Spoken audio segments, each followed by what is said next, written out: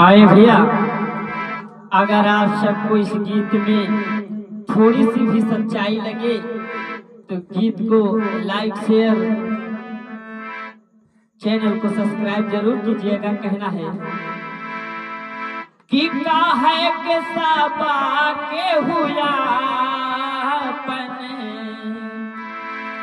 आज के दुनिया में कहने के लिए तो सारी दुनिया अपनी है, लेकिन अरे काहे के सबा के हुआ अरे आपन कहावे बालके बा हर काहे के सबा के हुआ अरे आपन कहावे बालके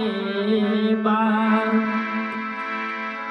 आयापन कहावे बाला आयापन कहावे बाला आपन कहावे बालके बा कि बिगड़ला के सबा के हुआ बिगाड़ने के लिए आपका सारी दुनिया आगे होती है, लेकिन अरे बिगाड़े के सबा कोई आगे तोहरा बनावे बालके बा बिगड़ला के सबा के हुआ तोहरा बनावे बालके बा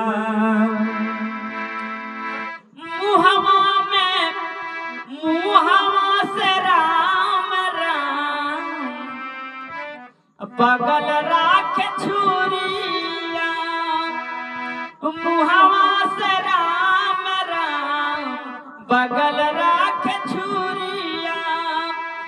दिखावा के प्रेम बाकी भीतरी से दूरिया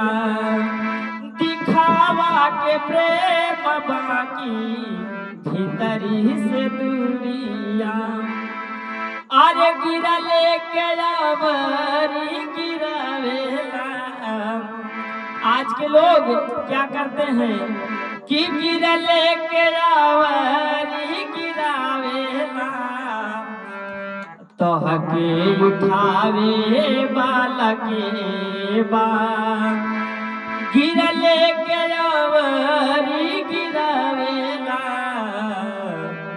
तोहके उठावे बालके बा काहे के सबा के